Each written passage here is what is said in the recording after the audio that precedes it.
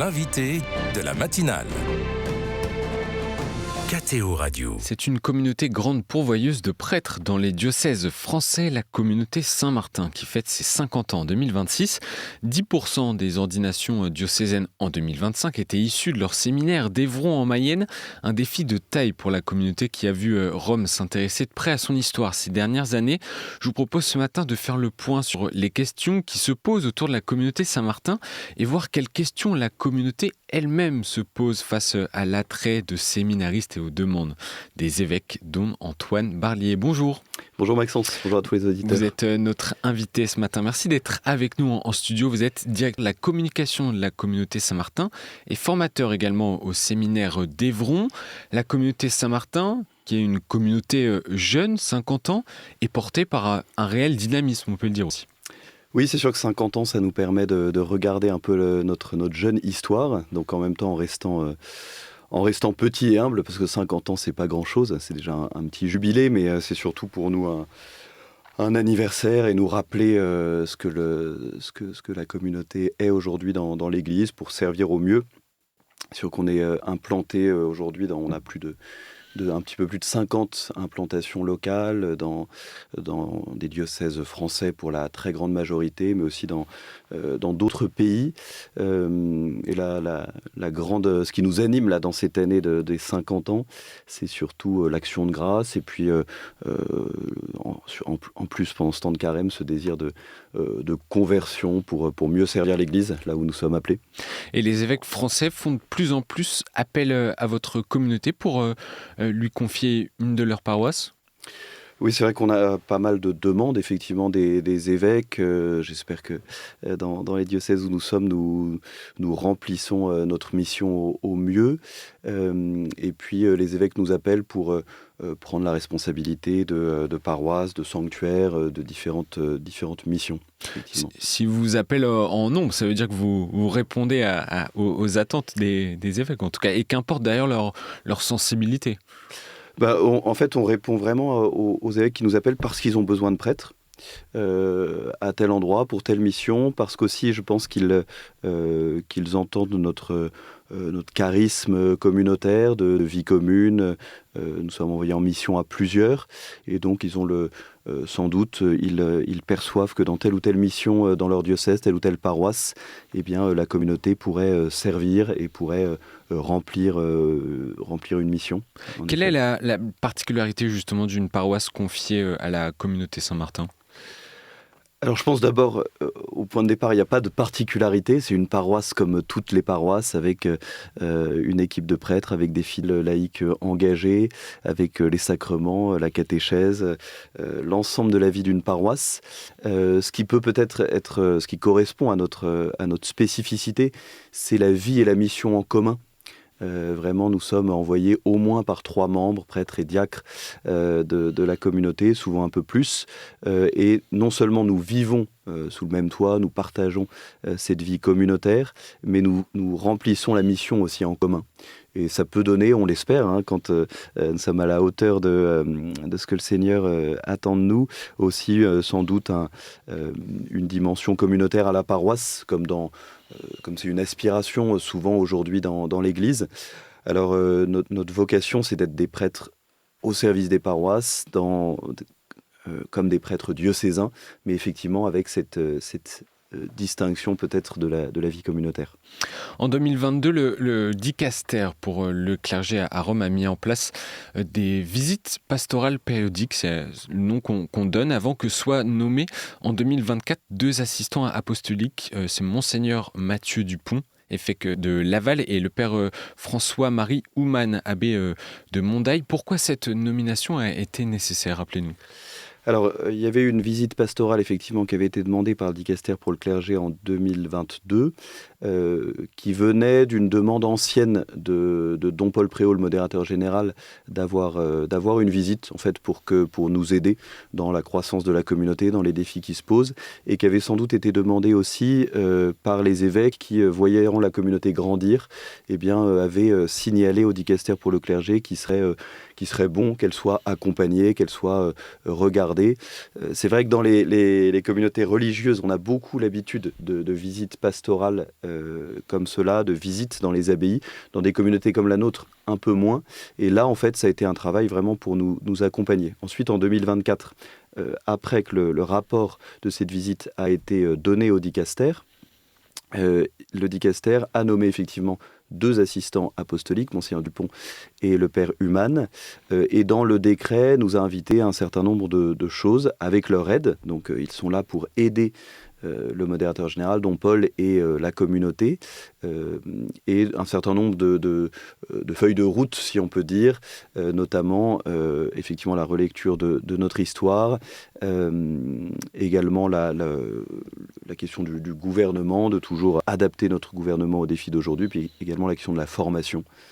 Et également qui a été pointé du doigt, c'est les agissements du fondateur de la communauté, l'abbé Guérin, qui a été même mis en cause, notamment pour la confusion entre fort interne, fort externe, ou pour des gestes déplacés aussi.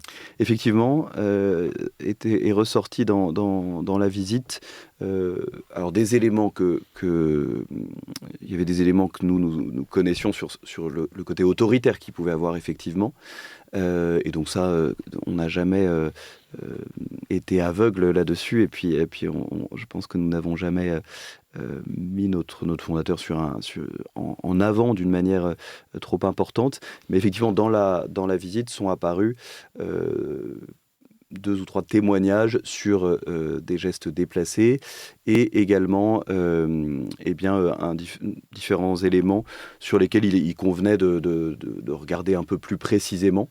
Et donc ça fait partie du travail de relecture sur notre fondateur, sur la période de la fondation, effectivement, de voir ce qui pouvait être le tâtonnement des débuts et ce qui pouvait être des éléments davantage à corriger et à regarder lucidement. Qui va être étudié notamment dans cette commission indépendante qui a été instituée début mars, au début du mois, à la demande du modérateur général de la communauté Saint-Martin. En 2 mots, qu'est-ce que vous pouvez en attendre ? Qu'est-ce que la communauté en attend ? Alors cette commission indépendante, donc vérité, écoute et responsabilité, c'est vraiment un travail de relecture. De relecture de notre histoire, donc la fondation, et jusqu'à maintenant, pour voir si il y a eu dans le passé des dysfonctionnements et s'il en reste de manière résiduelle quelque chose aujourd'hui. Pour nous, non seulement pour éventuellement revenir sur ce qui doit l'être, ce qui doit faire l'objet de notre travail de relecture, éventuellement d'accompagner des personnes qui auraient à se plaindre de la communauté, et également de regarder l'avenir. En fait, ce rapport qui nous sera donné d'une commission indépendante, donc qui va mener son travail de son côté, nous permet aussi de regarder ce qui, dans notre gouvernement, dans notre formation, dans notre vie, doit être ajusté pour servir au mieux. Et dans cet avenir, justement, je voudrais qu'on revienne sur l'engouement des jeunes qui entrent au séminaire à Évron en Mayenne. Pourquoi la communauté Saint-Martin attire autant, selon vous ? Alors, c'est une question qui est difficile à se poser, surtout qu'il faut toujours être prudent quand il y a ce qu'on pourrait appeler extérieurement du succès. C'est un mot qu'on n'aime pas beaucoup. Moi, j'aime pas beaucoup en tout cas, parce que le succès, ça peut être très, très fugace. C'est pas profond, c'est pas quelque chose de profond dans notre service du Seigneur et de l'Église. Moi, je dirais que ce qui peut attirer, c'est la vie commune. D'abord, dans le fait de vouloir être prêtre aujourd'hui, de sentir que le Seigneur appelle, la vie commune, non seulement comme moyen de ne pas être seul, mais aussi comme moyen de dynamisme évangélisateur. Cet esprit communautaire est fort dans l'Église aujourd'hui. Et donc, dans cette vie en communauté, cette mission en commun, je pense que les jeunes peuvent se retrouver. Également, la mobilité. On a dans notre charisme communautaire une mobilité au service des évêques, des diocèses. Et donc, c'est un appel à être disponible d'une manière peut-être singulière aux différents appels de l'Esprit Saint et de l'Église aujourd'hui. Donc, je pense que c'est des éléments qui peuvent attirer s'inspirer. J'espère aussi, c'est ce qu'on nous de dit pouvoir quand on aller passe dans à Évron. différents territoires. Voilà, Ouais. exactement. Ouais. Ouais. Et combien de jeunes intègrent votre séminaire chaque année ? Alors ça dépend un petit peu des années. Actuellement, on a plus d'une centaine de séminaristes. Cette année, en propédeutique, ils sont 17. Donc voilà, on a ce type d'entrée. Ça dépend beaucoup des années, pour le coup, comme dans tous les séminaires et maisons de formation, ça varie un petit peu. Ouais. Et vous observez une croissance des entrées ? Actuellement, c'est plutôt stable, je pense. Après, c'est toujours difficile les analyses comme ça parce qu'il faudrait lisser sur plusieurs années pour que ça veuille dire vraiment quelque chose. Mais c'est plutôt stable ces entrées. Ouais. Et à quoi cela vous oblige tout de même de voir cet engouement des jeunes ? Je dirais que ça nous oblige d'abord spirituellement, fondamentalement, à être ancrés dans le Christ, parce que le but, c'est d'annoncer Jésus-Christ. Le but, c'est de vivre vraiment notre sacerdoce comme un service du peuple de Dieu. Donc je dirais que ça nous oblige dans la formation, à être attentif aussi, je pense à la question de la formation humaine. Ça, c'est quand on rencontre aussi d'autres maisons de formation, d'autres formateurs dans les diocèses. C'est une question à laquelle on est tous confrontés. Peut-être, c'est un peu bateau parfois de dire cela, mais des humanités parfois plus fragiles. Et donc, ça nous oblige à être attentifs à la formation de tous les jeunes qui demandent à entrer, les jeunes gens qui demandent à entrer en propédeutique, qui ont des âges très différents, des parcours très différents, des origines différentes. Et donc, ça nous oblige à les accompagner pour que librement, ils puissent se préparer à servir l'Église. Une question est également une fois ordonnée prêtre. Les prêtres de la communauté Saint-Martin sont reconnaissables, notamment car ils portent la soutane. C'est un signe distinctif qui peut parfois rebuter certains paroissiens. Vous comprenez l'image que cela peut renvoyer chez certains ? Alors je comprends parce que chacun sur ce genre d'éléments est marqué par son histoire. Donc forcément, la soutane peut être vue de manière hyper positive ou assez négative selon ce qu'on a vécu. Ce qui me marque aujourd'hui, notamment sur ce signe-là de la soutane, c'est la visibilité. Et donc c'est d'être, pour nous, c'est un habit de travail. C'est pas tellement d'ailleurs une question d'identité, même si nous sommes heureux de vivre notre sacerdoce et donc d'en témoigner, mais c'est d'abord pour être visible, pour essayer de servir, pour être visible là où nous sommes. Et je pense que c'est quelque chose effectivement qui peut, au point de départ, étonner, même si nous ne sommes pas les seuls à la porter. Et en fait, très vite, ce qui rentre dans le paysage quand une paroisse, moi je l'ai vécu de cette manière-là, ça rentre très vite dans le paysage. Et pour les auditeurs, pour découvrir davantage le charisme des communautés Saint-Martin, le modérateur général Don Paul Déréau vient de publier un livre à l'occasion des 50 ans aussi, La joie de servir. Exactement. Don Paul Préau a voulu, avec La joie de servir, auquel nous avons été 3 à contribuer, parce qu'il a voulu que ce soit une œuvre un peu commune, selon notre charisme.